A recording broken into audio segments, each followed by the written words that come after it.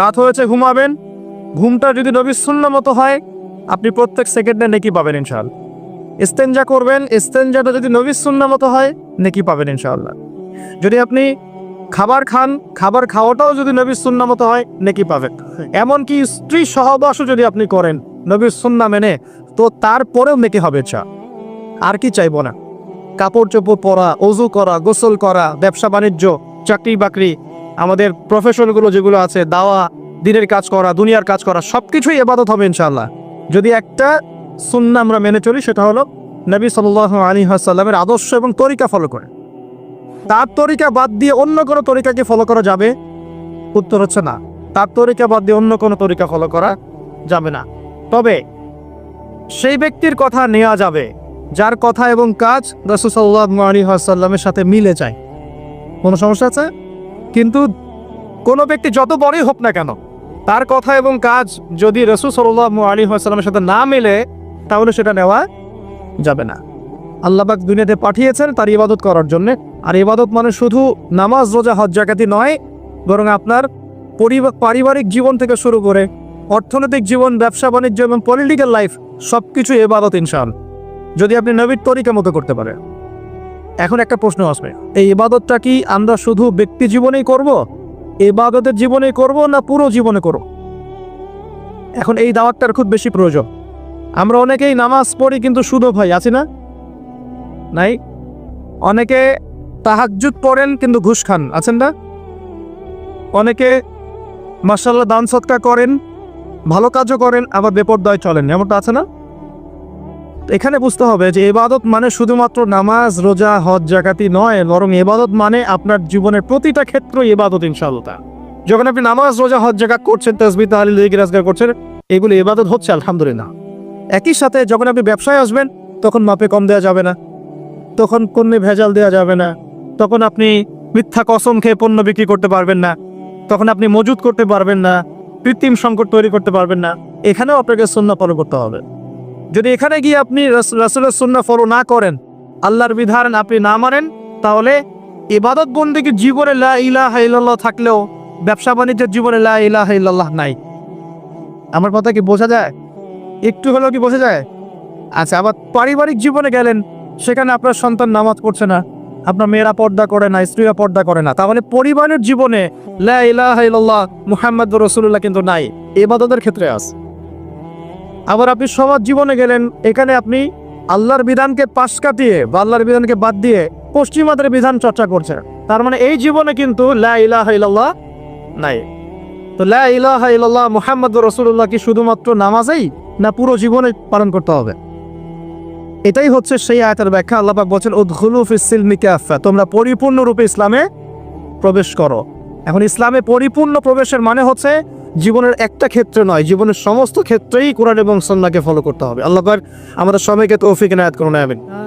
এখন এই ইসলাম ছাড়া কি অন্য কোনো দিন আল্লাহর কাছে গ্রহণযোগ্য হবে? আল্লাহ পাক কি বলছেন শুনুন। আল্লাহ পাক বলছেন ওয়া মান ইয়াবতাগি গায়রাল ইসলামি দীনান ফালা ইউকবাল মিন, কেউ যদি ইসলাম ছাড়া অন্য কোনো দিন তালাশ করে, কোশ্চেন কেন, সেটা আল্লাহর কাছে কবুল করা হবে না। কোনটা কবুল করা হবে? আল্লাহ পাক বলছেন ইন্না দীন ইনদাল্লাহিল ইসলাম, আমার কাছে, আল্লাহর কাছে, নিশ্চয়ই আল্লাহর কাছে একমাত্র গ্রহণযোগ্য দিন হচ্ছে কি? বলেন ইসলাম।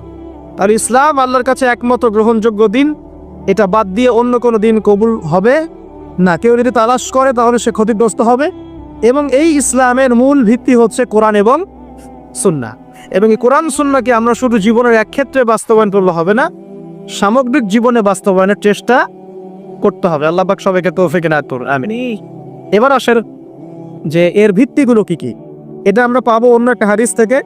যখন জিবরাইল আলাইহিস সালাম সরাসরি মানুষের রূপ ধরে মানুষের সামনে এসে নবীকে জিজ্ঞাসা করছেন যে ইয়া মুহাম্মদ সাল্লাল্লাহু আলাইহি ওয়াসাল্লাম আখবিরনি আনিল ইসলাম, আমাদের ইসলাম সম্পর্কে বলুন।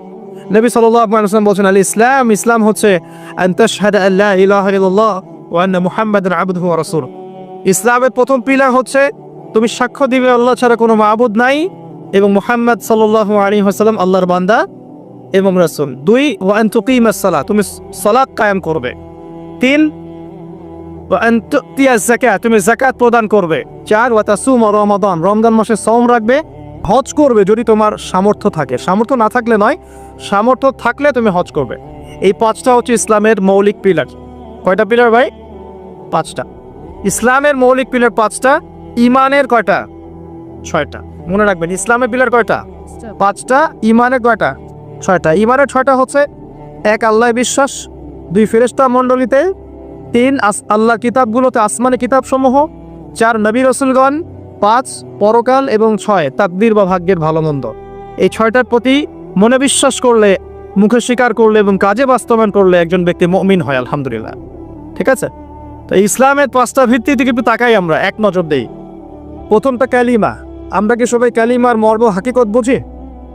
যখন থেকে লা ইলাহা ইল্লাল্লাহ পড়েছেন, আপনি বাধ্য যে আল্লাহ পাকের বিধান বাদ দিয়ে আপনি অন্য কোথাও যেতে পারবেন না। এটা লা ইলাহা ইল্লাল্লাহের একটা মৌলিক কথা। লা ইলাহা ইল্লাল্লাহ বলেছেন মানে আল্লাহর সাথে আপনি শিরক করতে পারবেন না।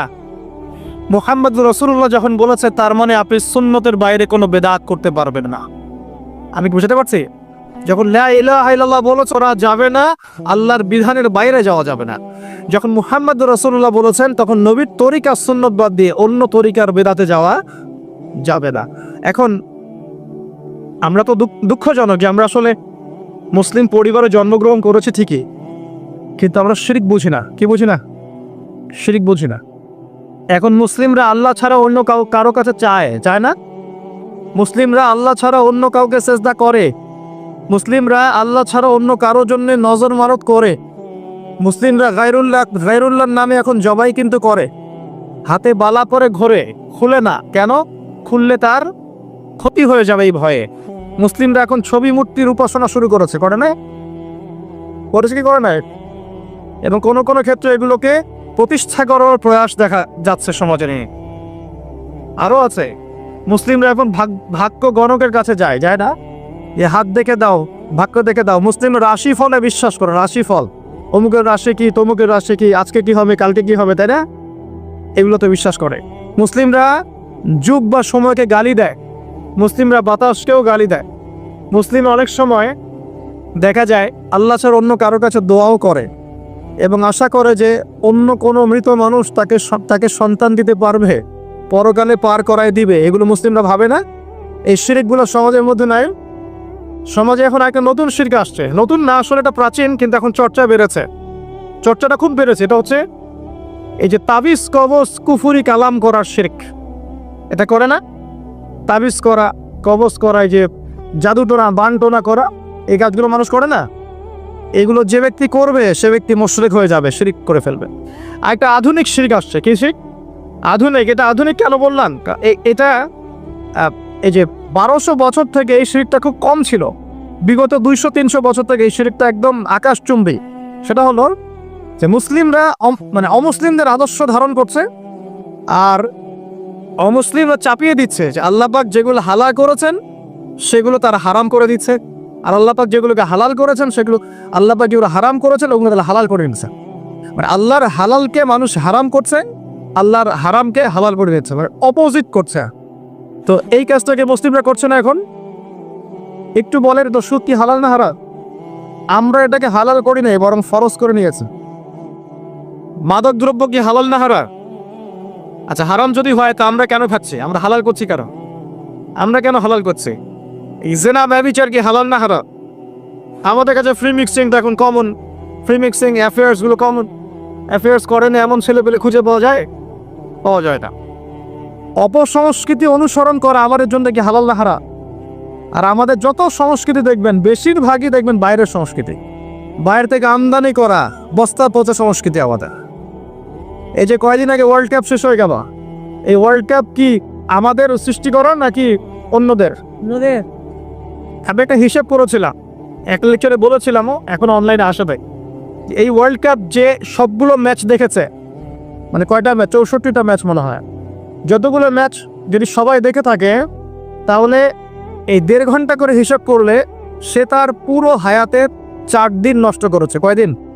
4 দিন। শুধুমাত্র একটা ওয়ার্ল্ড কাপ তোমার জীবনের 4 দিন নষ্ট করে ফেলেছে। মানে তোমার হায়াত যদি হয় 30 দিন, তোমার হায়াত এখন আছে 26 দিন। ভয়ঙ্কর না বিষয়টা? যদি হায়াত হয়ে থাকে এখন বাকি থাকে 30 দিন, এখন বাকি আছে তোমার 26 দিন। 4 দিন চলে গেছে, টের পাও নাই তুমি। আর 100 জন মানুষ যদি 4 দিন করে হায়াত হারায়, তাহলে 100 জন মানুষের 400 দিন তারা শেষ করে ফেলেছে। 1000 জনের 4000 দিন, 1 লক্ষ জনের 4 লক্ষ দিন, 1 কোটি মানুষের 4 কোটি দিন, পুরো বিশ্ব থেকে এরকম কোটি কোটি দিন বছর তারা নিয়েছে একটা ওয়ার্ল্ড কাপ দিয়ে। আল্লাহ পাক আমাদেরকে পাঠিয়েছিলেন কেন? আল্লাহর ইবাদত করার জন্য। শুধু ইবাদত নয়, আমাদের আরো একটা দায়িত্ব আছে। ওই দায়িত্বটার সাথে ওদের এই চক্রান্তগুলো সম্পর্কিত, দায়িত্বটাকে বলে নেই। আল্লাহ পাক আমাদেরকে দায়িত্ব দিয়েছেন আল্লাহ পাকের জমিনে আল্লাহ পাকের দিনটাকে প্রতিষ্ঠা করা। জানেন আল্লাহ পাক কি দায়িত্ব দিয়েছেন? আল্লাহর জমিনে আমরা দিনটাকে প্রচার প্রসার করব এবং প্রতিষ্ঠা করব। আল্লাহ পাক বলছেন কুনতুম খায়রা উম্মাহ, তোমরা হচ্ছে শ্রেষ্ঠ জাতি। কারা তোমরা? মানে আমরা। তোমরা মানে কারা? এই উম্মতে মুহাম্মাদি, তোমরা হচ্ছে শ্রেষ্ঠ জাতি। খায়রা উম্মাহ উখরিজাত লিন-নাস, তোমাদেরকে বের করা হয়েছে মানব জাতির কল্যাণের জন্য। তোমাদের দায়িত্ব 3টা। 1, তা'মুরুনা বিল মা'রুফ, তোমরা সৎ কাজে আদেশ করবে। 2, ওয়া তানহাউনা আনিল মুনকার, তোমরা অসৎ কাজে নিষেধ করবে। 3, ওয়া তু'মিনুনা বিল্লাহ, তোমরা আল্লাহর প্রতি ঈমান রাখবে। তো আল্লাহ পাক বলছেন আমাদের কাজ সৎ কাজে আদেশ করা, অসৎ কাজে নিষেধ করা, আল্লাহর প্রতি ঈমান আনা। আর সূরা মুহাম্মদ আল্লাহ পাক বলছেন ইন তানসুরুল্লাহ ইয়ানসুরকুম, তোমরা যদি আল্লাহকে সাহায্য করো তবেই আল্লাহ পাক তোমাদেরকে সাহায্য করবে। আর সূরা সফে আল্লাহ পাক বলছেন হুয়াল্লাযী আরসালা রাসূলাহু বিল হুদা ওয়া দীনিল হক লিইয়ুযহিরাহু আলা দীনি কুল্লি। আল্লাহ পাক এই যে নবী পাঠিয়েছেন, হেদায়েত দিয়েছেন, কোরআন সুন্নাহ পাঠিয়েছেন, যাতে ইসলাম অন্য সমস্ত দ্বীনের উপর বিজয় লাভ করতে পারে। তো এটা উদ্দেশ্য না? এই উদ্দেশ্য বাস্তবায়ন করার দায়িত্ব কি শুধু আলেম ওলামার, নাকি আমাদের সবার? আর সবার মধ্যে সবচেয়ে বেশি গুরুত্বপূর্ণ সেক্টর কারা? যুবকরা না? বুঝতে পারছেন না? যুব সমাজ যদি দাঁড়িয়ে যায় তাহলে কি ইসলামের শত্রুরা এই অপ্রতিরোধ্য গতিটাকে রোধ করতে পারবে? পারবে না। এই তো ক্যাডেট কথা বলছিলাম, ওখানে গিয়ে দেখেন হলের নাম আছে তারেক বিন জিয়াদ হল, খালেদ বিন ওয়ালিদ হল, তারপরে একটা আছে মোহাম্মদ বিন কাসিম হল। 3 জন বিখ্যাত বীর সেনার নামে 3টা হল করা আছে, দেখেছেন? এই তারেক বিন জিয়াদ কে ছিল? মহাবীর, যিনি স্পেন বিজয় করেছিলেন। স্পেনের দিক দিয়ে ইসলামকে ঢুকিয়েছেন ওই ইউরোপে। কে? তারেক বিন জিয়াদ। নাম শুনেছেন? এই যুব সমাজ তো নামই জানে না, এরা তো শেকড়ই চিনে না। এখনকার যুব সমাজ কি তারেক বিন জিয়াদের মতো? মুহাম্মদ বিন কাসিমকে, যার এই যে দাওয়াত এবং জিহাদে এই যে উপমহাদেশে সিন্ধু অঞ্চল রাজা দাহিরকে পরাজিত করে তিনি ভারতবর্ষের মধ্যে ইসলাম ঢুকিয়েছেন, মুহাম্মদ বিন কাসিম। নাম শোনেন? এই যে খালেদ বিন ওয়ালিদকে, উহুদের যুদ্ধে যার হাতে অনেক মুসলিম শহীদ হয়েছে, পরে তিনি ইসলাম কবুল করে ইসলামের পক্ষে 100টা যুদ্ধ করেছে। কয়টা? 100টা। এবং এই যে পারস্য, এই রোম, এই সমস্ত সাম্রাজ্যগুলোর পতন তার হাতে হয়েছিল এবং তিনি এদিকে ইসলাম ঢুকিয়েছিলেন। সুবহানাল্লাহ। এই যে তাদের বীর সেনার নামে হল তৈরি করা আছে, দেখবেন গিয়ে শিখেন কিছু, ঘোরেন। আল্লাহ পাক বলেছেন সিরু ফিল আরদ, তোমরা জমিনে ঘুরো, বিচরণ করো। ফানজুর কাইফা কানা আকিবাতুল মুকাজ্জিবিন, লক্ষ্য করে দেখো আল্লাহ বিরোধী শক্তিকে আল্লাহ পাক কেমন করে ধ্বংস করেছে। খেয়াল করে দেখেন। এখনকার যুব সমাজের আইডল ছিল তারা, কিন্তু ওমর ইবনুল খাত্তাব, খালেদ বিন ওয়ালিদ, মুহাম্মদ বিন কাসিম, তারেক বিন জিয়াদ, তারা আমাদের শেকড়, তারা আমাদের আদর্শ। তো তাদের আদর্শ ধারণ করলে তো ইসলামের শত্রুরা টিকতে পারবে না। পারবে? পারবে না। এই জন্য যুব সমাজকে এলিমিনেট করতে হবে। যুব সমাজকে যদি এমন কিছুতে প্রলুব্ধ করে রাখা যায় যে তারা তাদের জীবনের উদ্দেশ্যটা হারিয়ে ফেলে, তাহলে মুসলিমরা দুর্বল হয়ে যাবে। বুঝতে পারছেন কি? ঠিক এই কারণেই আপনার আমার মতো যুবক যারা, তাদেরকে আল্লাহর পথ থেকে সরিয়ে দেওয়ার জন্য তারা আপনার সামনে কিছু টোপ রেখে দিয়েছে, কিছু টোপ সামনে দিয়েছে। তার মধ্যে একটা হচ্ছে এই ধরনের আসরগুলা, যেটা আপনি 4 দিন নষ্ট করলেন, হায়াত নষ্ট করলেন। হ্যাঁ, খেললো কারা, জিতলো কারা, আপনি রং তামাশা করলেন, স্ট্রোক করে মারা গেল, দেখলেন না? উল্লাস করতে করে স্ট্রোক করে মারা যায়, শহীদই মৃত্যু একদম, নাকি? হ্যাঁ, মাশাআল্লাহ, সুবহানাল্লাহ, নাকি বলেন? আস্তাগফিরুল্লাহ। দেখছেন, ইন্নামাল আমালু বিল খাওয়াতিম, নবী সাল্লাল্লাহু আলাইহি ওয়াসাল্লাম বলছেন নিশ্চয় আমল ডিপেন্ড করবে শেষ কাজের উপরে। শেষ কাজ, একটা হাদিস আছে ইন্নামাল আমালু বিন নিয়াত, সেটা আলাদা, সহিহ বুখারী 1 নম্বর হাদিস, যে আমল নিয়াতের উপর নির্ভর করে। আরেকটা হচ্ছে ইন্নামাল আমালু বিল খাওয়াতিম, আমল নির্ভর করে শেষ কাজের উপরে।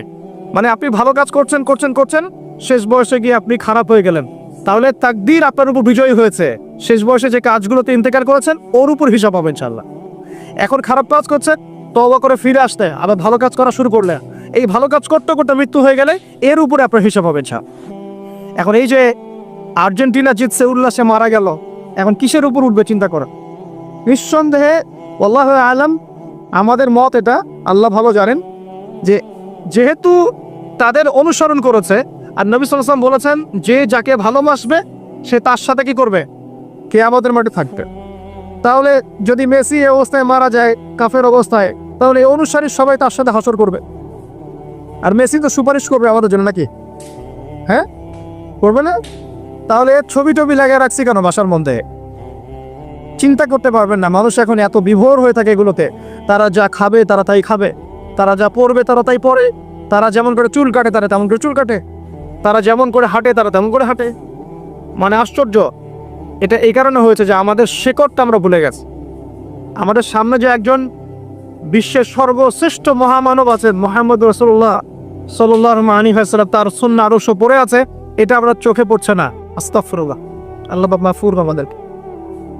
তো এই যুব সমাজকে আল্লাহর পথ থেকে সরিয়ে দেওয়ার জন্য এবং আল্লাহ পাকের দিনের কান্ডারি হওয়ার পথে বাধা দেওয়ার জন্য এই ধরনের আসরগুলো তৈরি করা হয়েছে। এছাড়া আছে কনসার্টের আসর, আপনার মিউজিক্যাল কনসার্টগুলো আপনাকে নাচাবে, হইহুল্লা করাবে, ধুমধারাক্কা করবে। তারপরে আপনার সামনে আরও অকেশন আসবে, ঠিক আছে? এরপরে আপনার সামনে দিয়ে দিয়েছে পর্নোগ্রাফি। সবাই এখন ঘরে ঘরে পর্নোগ্রাফির চর্চা করে, শুধু ছেলেরা না, এখন মেয়েরাও পর্ন দেখে। এটা আমার কথা না, এটা জরিপ দেখবে। এটা নিয়ে পড়াশোনা করেছি আমি। একটা বইয়ের নাম বলে যে মুক্ত বাতাসের খোঁজে একটা বই পাওয়া যায় বাজারে, দেখে না? খুব সুন্দর বইটা, লস্ট মডেস্টি একটা বই আছে, অসাধারণ। মানে এখানে পর্নোগ্রাফির A to Z পোস্টমর্টেম করা আছে। মেয়েরাও এখন পর্ন দেখা শুরু করেছে। হ্যাঁ, সবাই দেখছে, সবাই ঘরে ঘরে। আমরা মনে হয় বাইরে একটা ভালো মানুষের খরচ ধরে থাকি, আর ভিতরটাতে আমাদের আত্মাগুলো পচে গেছে, ঠিক আছে? তো এই পর্ন কেন দেওয়া হয়েছে? কারণ এটাতে যে আসক্ত হয়ে যাবে, সে কিন্তু ইমানের আর টেস্টটাকে ধরে রাখতে পারবে না। মনে করেন আপনি আল্লাহ না করে একটা পর্ন মুভি দেখে ফেলেছেন, এরপর নামাজে দাঁড়ান, আপনার ওই নামাজে কি কোনো মনোযোগ আসবে? না, এটা সম্ভব না। আর নামাজের তো বিষয় আমরা শুধু বাইরের মাসালাগুলোকে নিয়ে তর্ক করি বেশি। নামাজের মূল যেটা জিনিস সেটা কি? নামাজের ইহসান, নামাজে মাআরিফাত, আল্লাহকে পাওয়া, নামাজের খুশু হুজু, এগুলো কি আত্মার সাথে সম্পৃক্ত না? সে আত্মা যদি পর্ন দেখে কলুষিত হয়ে যায়, তাহলে কি আমি নামাজে মনোযোগ পাবো? এই কারণে ইবাদত করে কোনো ফাঁদ পাচ্ছেন না। তো এই কারণে ইবাদত করে কোনো স্বাদ পাচ্ছেন না, কারণ চোখের জেনা হচ্ছে, পর্ন দেখছেন এবং কলবটা দূষিত হচ্ছে। এই যে ফ্রি মিক্সিং দিয়েছে আরেকটা, নারী পুরুষ অবাধ মেলামেশা। এই মেলামেশার মধ্যে কোনো বাধা নাই, যে বাধা দিবে তাকে তারা বলছে মৌলবাদী করে দিচ্ছে। অথচ এই যে পড়াশোনা করছি আমরা ছেলে মেয়ে একসাথে, স্কুল থেকে শুরু, স্কুলে, তারপর কলেজে, তারপর বিশ্ববিদ্যালয়ে, ইভেন চাকরি ক্ষেত্রেও, সব জায়গায়, ইভেন পলিটিক্যাল মিছিলেও নারী পুরুষ ফ্রি মিক্সিং দেখবেন। মেয়েরা সামনে, হ্যাঁ, স্লোগান হচ্ছে, পিছনে ছেলেরা, এখানেও ফ্রি মিক্সিং সবখানে। তো এটা কোত্থেকে আসতো? পশ্চিমারা দিয়েছে। ফ্রি মিক্সিং দেওয়ার কারণ হচ্ছে, উদ্দেশ্য হচ্ছে সমাজের মধ্যে কাঠামো যেন ভেঙে যায়। নারী পুরুষের জায়গায় চলে আসছে, পুরুষ নারীর জায়গায় চলে গেছে, এবং পরিবারের বন্ধনগুলো ভেঙে যাচ্ছে। দেখবে পরকীয়া দিন দিন পরকীয়া বাড়ছে না? পরকীয়া দিন দিন বাড়ছে। আর জেনা তো ঘরে ঘরে জেনা। আর জেনা মানে শুধু সেক্সুয়াল সম্পর্ক বোঝাচ্ছি না, এখানে জেনা মানে প্রতিটা অঙ্গ প্রত্যঙ্গের জেনা আছে না? আছে। এছাড়াও এগুলোর প্রভাবে ধর্ষণ বাড়ছে। আর আমাদের মা বোনদেরকে আমরা বেপরদা নিয়ে আসছি আর বলছি এটা হচ্ছে উন্নতি, অগ্রগতি, প্রগতি। একদিকে পর্ন দেখাচ্ছি, একদিকে ফ্রি মিক্সিং করাচ্ছি, ঠিক আছে? আবার মেয়েদেরকে বাইরেও বের করে নিয়ে আসছি। একদম মেসাকার অবস্থা সমাজ। এরকম একটা অবস্থায় আপনার মেয়ে কতটুকু সেফ চিন্তা করেন? আপনার মেয়ে সন্তান, করোনা সন্তান কতটুকু সেফ একটু চিন্তা করে দেখেন। স্কুলের অনেক সময় দেখা যায় বিশ্ববিদ্যালয়ে গিয়ে জেনার শিকার হয়ে যাচ্ছে। কয়দিন আগে দেখলেন না, বিশ্ববিদ্যালয়ের মেয়েদেরকে কার মনোরঞ্জন করানোর জন্য ঘরে পাঠানো হচ্ছিল? দেখেন নাই? তো একটা ডিগ্রি সার্টিফিকেট অর্জন করার জন্য নিজের ইজ্জতকে বিলিয়ে দিতে দ্বিধা করছে না। সুফাও, তাহলে কোন সমাজে আমরা টিকে আছি? আমাদের পরবর্তী প্রজন্মের কি হবে একটু ভাবতে হবে না? আল্লাহ পাক কিন্তু বলেছে, যারা জানে না তারা কি সমান? আর যাদের কলব জিন্দা আর যাদের কলব মৃত তারা কি সমান? আল্লাহ পাক বলছেন, তোমরা জমিনে ঘোরাফেরা করো, বিচরণ করো, আশা করো যায় তোমাদের মৃত কলবগুলো জীবিত হবে ইনশাআল্লাহ। তো যুব সমাজের সামনে এগুলো টোপ দিয়েছে। আরো দিয়েছে বেকারত্বের ভয়। আল্লাহ পাক কোরআনে বলেছেন না, যে শয়তান তোমাদেরকে অশ্লীলতার প্রলোভন দেয় আর অভাবের ভয় দেখায়। আপনাদের সামনে বেকারত্বের ভয়। দেখবেন চাকরি পাওয়ার জন্য কি না করছেন আপনি, সুবহানাল্লাহ। একটা চাকরি পাওয়ার জন্য 20-30 বছর পড়াশোনা করছেন, লক্ষ লক্ষ কোটি কোটি টাকা ঢালছেন আপনি এখানে, কোটি কোটি টাকা ঢালছেন, লক্ষ লক্ষ টাকা ঢালছেন একটা জবের জন্য। কিন্তু আপনার এটা বিশ্বাস করা উচিত ছিল যে রিজিক শুধুমাত্র জব থেকেই আসে না, আর অনেক ক্ষেত্র থেকে রিজিক আসতে পারে। আপনি কৃষিভিত্তিক অর্থনীতি ফলো করতে পারতেন, আপনি ব্যবসা করতে পারতেন, উদ্যোক্তা হতে পারতেন, আর অনেক কিছু করতে পারতেন। তো এখানে একটা সমস্যা হচ্ছে। আবার একটা সমস্যা হচ্ছে কি, যে আমাদের মধ্যে মাদকের একটা ব্যাপক সয়লাভ দেখা যাচ্ছে ইয়াং জেনারেশনের মধ্যে। ইয়াংদেরকে মাদক খাইয়ে খাইয়ে, এই যে মাদক তো আছেই, মাদক খাওয়াচ্ছে, পর্ন দেখাচ্ছে, আপনাকে ফ্রি মিক্সিং করাচ্ছে, আপনার জীবনের উদ্দেশ্যটা ভুলিয়ে দিচ্ছে। এই কাজগুলো করার মূল উদ্দেশ্যটা কি? একটাই উদ্দেশ্য, যে এই মুসলিম যুব সমাজ যেন আর তারেক বিন জিয়াদ হতে না পারে, আর মোহাম্মদ বিন কাসিম হতে না। যদি হতে পারে, যদি তার ওমর এবং খালিদ হতে পারে, তাহলে এই মুসলিম থেকে ঠেকানো যাবে? এই মুসলিমরা জ্ঞানে অনন্য হবে, তখন আমলে অনন্য হয়ে যাবে, তাদের পারিবারিক আদর্শ সুন্দর হবে, ঈমান শক্তিশালী হবে, তারা আমর বিল মারুফ নাহি আনিল মুনকারে কাজ করবে, দিনের প্রচার প্রসারে কাজ করবে, দেশের কল্যাণে কাজ করবে, দুর্নীতি দূর করবে। ঠিক আছে, পলিটিক্স করলেও ভালো পলিটিক্স করবে, যাতে করে মানুষের কল্যাণ হয়, মানবতার খেদমতে কাজ করতে পারবে, এক কথায় দিনটাকে প্রতিষ্ঠা করতে পারবে। তারা খুব ভালো করেই জানে যে যদি আপনারা ইমানদার হন, এই সমস্যা আছে। এই কারণেই আপনাদেরকে আমাদেরকে জীবনের এই উদ্দেশ্য থেকে ভুলিয়ে দেওয়ার জন্য এই বর্তমান প্রেক্ষাপটের ফিতনাগুলোকে আপনার সামনে একদম সহজলভ্য করে দেওয়া হয়েছে। সহজলভ্য না, আপনি চাইলেই মাদক খেতে পারেন, কেউ বাধা দিবে না, কেউ বাধা দিবে না। মানে পাশের বাসায় জোরে জোরে মিউজিক বাজছে, এমন সিচুয়েশন যে আপনি গিয়ে বারণও করতে পারবেন না, বারণ করলে উল্টা আপনাকে গালি শোনায় দিবে। আর এটা ভাই শেষ জামানা, যেটার বিষয়ে আমার কোনো সন্দেহ নাই। কারণ এখানে ন্যায় হয়ে যাচ্ছে অন্যায়, অন্যায় হচ্ছে ন্যায়। আমানতদারকে বলা হচ্ছে খেয়ানতকারী, খেয়ানতকারকে বলা হচ্ছে আমানতদার। যে জুলুম করলো তাকে বলা হচ্ছে ভালো, আর যে জুলুমের শিকার হলো তাকে নিয়ে সমালোচনা করা হচ্ছে। সত্যবাদীকে মিথ্যাবাদী বলা হচ্ছে, মিথ্যাবাদীকে সত্যবাদী বলা হচ্ছে। মানে আন্তারি দিলামেতু রব্বাতুহা, দাসী তার মনিককে জন্ম দিচ্ছে। সমাজে ন্যায় অন্যায়, হক বাতিলের মানদণ্ড উল্টো যাচ্ছে। খেয়াল করেছে? আপনি গিয়ে বন্ধ করতে বলবেন, উল্টা আপনাকে ধমক লাগাই দিবে, দিবে না? দিবে। আপনি চাইলেই মদ খেতে পারে, চাইলেই জেনা করতে পারে।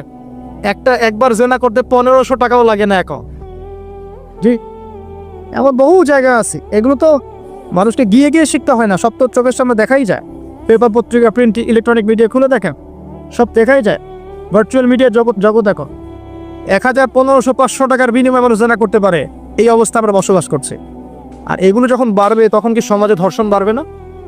তাহলে আমাদের মা বোনরা কোথায় সেফ হলো? তাদের ইজ্জতের গ্যারান্টি দিবে কে? আর কোন পরিবেশে আমি আমার ছেলেকে বড় করব?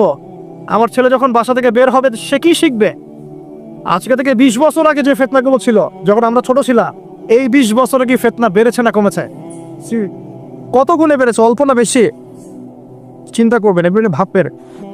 অতএব প্রিয় ভাইয়েরা, আমাদের সামনে যে সময়টা আছে, অপেক্ষা করছে, এটা আরো ভয়ঙ্কর হবে। আল্লাহ আমাদেরকে হেফাজত করো। আমাদের উদ্দেশ্য ভুললে চলবে না। আল্লাহ পাক দুনিয়াতে পাঠিয়েছেন তার ইবাদত করার জন্য, পরিপূর্ণ দ্বীন ইসলাম দিয়েছেন। এই দিনের বাইরে যাওয়া যাবে না। কোরআন এবং সুন্নাহ আঁকড়ে ধরতে হবে, তাওহীদে থাকতে হবে, সুন্নতে থাকতে হবে। পাশাপাশি 5 ওয়াক্ত নামাজ ছাড়া যাবে না। ছাড়বেন নাকি?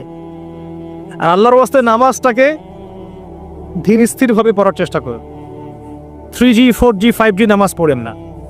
আর নামাজের বাইরে কিছু মাসালা আছে, ইখতিলাফি মাসালা, যেগুলোকে নিয়ে মাশাআল্লাহ আমরা মসজিদগুলোকে ভাগ করে ফেলি, করি না? এইগুলো নিয়ে এত বেশি ব্যস্ত হওয়ার প্রয়োজন না। নামাজের মূল রূহ এবং প্রাণটা কি? ইহসান, খুশু। আপনি কতটুকু বুঝেন, নামাজ পড়ে আল্লাহকে কতটুকু পেলেন, এটা মূল কথা। যে মাসালাগুলোকে নিয়ে দীর্ঘদিন থেকে ইখতিলাফ চলে আসছে, এগুলো নিয়ে তর্ক করতে করতেই তো আজকে আমরা বিভক্ত হয়ে গেছি। বিভক্ত হয়ে যায় না? আপনার কাছে মনে হতে পারে যে আপনি মসজিদটা ভাগ করে একটা নতুন জিহাদ করেছেন, কিন্তু আদতে কি হয়েছে? আমাদের উম্মার ঐক্যটা নষ্ট হয়ে গেছে। ইসলাম এবং সংশোধন সমাজের থেকেই করতে হবে, সমাজ থেকে বাইরে বের হয়ে নয়। সমাজের ভিতরে থেকেই ইসলাম এবং সংশোধন করতে হবে। দিনের পথে চললে অনেক কিছুই হবে, তহমত, সমালোচনা, মানে শারীরিক, মানসিক, অর্থনৈতিক নির্যাতন সবই হবে। এগুলো নবীর সুন্নত। নবী সাল্লাল্লাহু আলাইহি ওয়াসাল্লামকে মানুষ 15টা গালি দিয়েছে সারা জীবনে। কতটা? সবচেয়ে সেরা মহামানবকে, যার আগের কোনো গোনাহ নাই, পিছে কোনো গোনাহ নাই, এই মানুষটাকে 15টা গালি খেতে হয়েছে সারা জীবনে। 16 বার তাকে হত্যা করার চেষ্টা করা হয়েছে। কতবার? তাকে তার পিঠের উপরে উঠে নাড়ি ভুড়ি চাপিয়ে দেওয়া হয়েছে। তার দাঁত মানুষ ভেঙে বেড়েছে উহুদের মাঠে। মাথার মধ্যে করার আঘাত করেছে তরবারির নিচের অংশ দিয়ে, এতে করে মাথায় যে বর্মটা ছিল, এই বর্মটা ভেঙে ভুরুর ভিতর ঢুকে গিয়েছে। আমাদের নবী কথা বলছি সাল্লাল্লাহু আলাইহি ওয়াসাল্লাম। মানুষ একদিন একজন তার মুখে থুতু দেওয়ার চেষ্টা করেছিল, নাউজুবিল্লাহ। জানেন, নবী সাল্লাল্লাহু আলাইহি ওয়াসাল্লামকে তার আপন চাচারা দূর দূর করে তাড়িয়ে দিয়েছে অনেকে, তাই না? চাচা আবু তালেব বাদ দিয়ে আবু লাহাব তার চাচা ছিল না? নবী সাল্লাল্লাহু আলাইহি ওয়াসাল্লামকে তায়েফবাসী নির্মমভাবে আঘাত করেছিল, দাড়ি দিয়ে রক্ত করেছে। এই রক্ত জুতায় গিয়ে জুতা শক্ত হয়ে গিয়েছিল। এক পর্যায়ে তাকে মক্কা থেকে হিজরত করে মদিনায় চলে যেতে হয়েছে রাতের অন্ধকারে। আলী রাদিয়াল্লাহু আনহুকে বিছানায় রেখে তিনি রাতের অন্ধকারে চলে গিয়েছেন মক্কা থেকে মদিনায়। সবচেয়ে মহামানবের জীবনে যদি এমন হয়, তাহলে আপনি আমি যদি প্রকৃত ইসলাম চর্চা করি, আমাদের কি হবে? এই যা হচ্ছে তাই হবে। এগুলো সুন্নত নবীগণের, আর এগুলো করে জালেমরা কখনো পার পাবে না। আর এগুলো করলে মাজলুমদের কোনো ইজ্জত সম্মানও নষ্ট হয় না। আল্লাহ পাক যাকে বড় করবেন, আল্লাহ পাক যাকে কবুল করবেন, আল্লাহ পাকে সম্মান ইজ্জত কবুলিয়ত দিবেন, সারা দুনিয়ার শক্তি মিলে তার কিছু করতে পারবেন এটা। আল্লাহ পাক যাকে অপদস্থ করে দিবেন, তাকে সারা দুনিয়ার মানুষ মিলেও সম্মান দিতে পারবে না। আর এই দুনিয়ার সাফল্যই চূড়ান্ত নয়, পরকালের সাফল্যটা চূড়ান্ত ইনশাআল্লাহ। প্রিয় ভাইরা, সামনে এই দিনটা আপনার সামনে আছে। নামাজ ছাইরেন না, যাকাত দেন, হজ করার সামর্থ্য তাকে পড়বেন, রমজান মাসে সওম রাখবেন। এবং আমি একটা রিকোয়েস্ট করব যে বেশি বেশি ইলম চর্চা করেন, জ্ঞান চর্চা করেন, কোরআন তেলাওয়াত করেন, আল্লাহ জিকির আজগার বাড়িয়ে দেন, হাদিস চর্চা বাড়িয়ে দেন, নবী সিরাত পড়েন, ইসলামের ইতিহাস পড়েন, আকীদার বইগুলো পড়েন। এগুলো একা একা পড়েন এবং আলেম ওলামার সাথে সম্পর্ক রাখেন। কারণ যেহেতু জেনারেল লাইনে পড়ছেন আপনি তো মাদ্রাসায় ভর্তি হতে পারছেন না। আপনি নিজে পড়েন, কিন্তু ওলামা কেরামের সাথে সম্পর্ক রাখেন। একা একা পণ্ডিত হয়ে যান, একা পণ্ডিত হতে গেলে মুশকিল হয়ে যাও। ওলামা কেরামের সোহবত লাগবে, তাদের সাথে সম্পর্ক রাখতে হবে। যেটা বুঝবেন না তাদেরকে জিজ্ঞাসা করবে। আর যদি সম্ভব হয়, আপনার সুযোগ থাকে, তাহলে মাদ্রাসায় ভর্তি হয়ে যাবেন, কোনো সমস্যা নেই, সেখানে পড়াশোনা করবেন। আর যদি সেটাও করতে না পারে, তাহলে অনলাইন অফলাইনে কিছু শর্ট কোর্স আছে, ডিপ্লোমা কোর্স, এগুলো করতে পারি। মানে এক কথায় আপনাকে জ্ঞান চর্চা করতেই হবে যেভাবে হোক। এটা কিভাবে করবেন, এই চ্যালেঞ্জটা আপনার, এটা আপনার সমস্যা, এটা নিয়ে আপনাকে ভাবতে হবে। আমল বাড়াতে হবে, শুধু জ্ঞান চর্চা জানি যথেষ্ট না, জানা অনুযায়ী আমলটাও করতে হবে। কিভাবে করব? একটা কথা সকাল শুরুতে বলেছি, নবী সাল্লাল্লাহু আলাইহি ওয়াসাল্লামের সুন্নাহ মোতাবেক যদি জীবনটা করতে পারেন, ইনশাআল্লাহ আপনার 24 ঘন্টা নাকি ইনশাআল্লাহ। এটাই হচ্ছে আমলে সালেহ। এর পাশাপাশি রিজিক যখন খাবেন, হালাল খায়েন, হারামে যান। সুদের মধ্যে যায়েন না, ঘুষের মধ্যে যায়েন না, দুর্নীতির মধ্যে যায়েন না। আল্লাহ পাক তৌফিক এনায়েত করুন। এর পাশাপাশি পারিবারিক যে আদর্শটা আপনার আছে, এটাকে সুন্দর করেন। মা বোনদেরকে পর্দা শেখান, ছোট মেয়েদেরকে পর্দা শেখান। আপনার ছেলেকে নামাজি বানান, মসজিদে পাঠান, মক্তবে পাঠান, হুজুরদের কাছে পাঠান, মাদ্রাসায় পাঠান। আপনি জেনারেল লাইনে পড়ান, আমি নিষেধ করছি না, কিন্তু আপনার ভিত্তিটাকে, আপনার ছেলে সন্তান মেয়ে সন্তানের ভিত্তিটাকে ইসলামিকভাবে গড়ে তোলেন। ইনশাআল্লাহ দেখেন বড় হয় তারা, যদি ডক্টর হয় তারা সৎ ডক্টর হবে ইনশাআল্লাহ, যদি ইঞ্জিনিয়ার হয় সৎ ইঞ্জিনিয়ার হবে ইনশাআল্লাহ, যদি পলিটিশিয়ান হয় সৎ পলিটিশিয়ান হবে ইনশাআল্লাহ। আল্লাহ পাক আমাদের সর্ব সেক্টরে সৎ মানুষদেরকে দিয়ে ভর্তি করে দিন, আমিন। এবং সৎ মানুষদের হাতে এই বিশ্বের নেতৃত্ব আল্লাহ পাক দান করুন। আর আমাদেরকে যদি কোনো কাজই না হয়, আমাদেরকে দিয়ে যদি কোনো কাজ না হয় আল্লাহ পাকের, আমাদের সবাইকে আল্লাহ পাক সরিয়ে দিয়ে নতুন প্রজন্ম নিয়ে আসুক, কোনো সমস্যা নেই, যাদের হাতে আল্লাহ পাক দিনের বিজয় দিবেন ইনশাআল্লাহ। আমাদের দ্বারা যদি কোনো কাজ না হয়, বেঁচে থেকে কোনো লাভ আছে নাই? বলেন দেখ, গরু ছাগলের মতো বেঁচে থাকবো? ওয়ালাকাদ যারানা লিজাহান্নামা কাসীরাম মিনাল জিন্নি ওয়াল ইনস। আল্লাহ পাক বলছেন না, বহু জিন আর মানুষকে আমি জাহান্নামের জন্যই সৃষ্টি করেছি। বহু জিন মানুষকে, কেন? লাহুম কুলুবুন লা ইয়াফকাহুনা বিহা, কলব দিয়েছিলাম, উপলব্ধি করতো না। যে কলব দিয়ে উপলব্ধি করতে পারে না মানুষ, সেই কলব থাকার চেয়ে না থাকাই ভালো। কি বলেন? লাহুম আ'য়ুনুন লা ইউবসিরুনা বিহা, চোখ দিয়েছিলাম, দেখতো না। যেই চোখ দিয়ে সত্য দেখা যায় না, এই চোখ থাকার চেয়ে না থাকাই ভালো। ওয়ালাহুম আযানুন লা ইয়াসমাউনা বিহা, কান দিয়েছিলাম, শুনতো না। যেই কান দিয়ে সত্য শোনা যায় না, এই কান থাকার চেয়ে না থাকাই ভালো। আল্লাহ রাব্বুল উলাইকা কাল আনআম, এরা সবাই গবাদি পশুর মতো। আল্লাহ বলছেন, আমি বলছি না। উলাইকা কাল আনআম, এরা গবাদি পশুর মতো, জন্তু জানোয়ারের মতো। বাল হুম আদাল, বরং তার চেয়েও তারা নিকৃষ্ট। উলাইকা হুমুল গাফিলুন, তারা হচ্ছে গাফেল। আমরা কি গাফেল হতে চাই ভাই? আমরা আল্লাহ পাকের বান্দা, দুনিয়াতে মুসাফিরের মতো আছি, এবং দুনিয়া হচ্ছে জেলখানা, কারাগার। এখানে আমার ইচ্ছা মতো সবকিছু হবে না। হবে কাদের? যারা কাফের, ওদের জন্য একটা জান্নাত। এখানে আমার সৃষ্টি দর্শন আছে, আল্লাহ পাক সৃষ্টি করেছেন তার ইবাদত করার জন্য, এবং আল্লাহ পাক দিন ইসলাম দিয়েছেন, একটা পরিপূর্ণ দিন। আল ইয়াউমা আকমালতু লাকুম দীনাকুম ওয়া আতমামতু আলাইকুম নি'মাতি ওয়া রাদিতু লাকুমুল ইসলাম দীনান। আল্লাহ পাক সূরা মাইদার 3 নম্বর আয়াতে বলছেন দিনটাকে পরিপূর্ণ করে দিয়েছে। এর পাশাপাশি এই দিনের বাইরে কোনো দিন গ্রহণযোগ্য হবে না। এই দিনকে কেন্দ্র করে আমাদের দায়িত্ব কি? নিজে পালন করা, জ্ঞান অর্জন করে পালন করা, পরিবারে প্রতিষ্ঠা করা, হালাল খাওয়া, মানুষের কাছে প্রচার করা।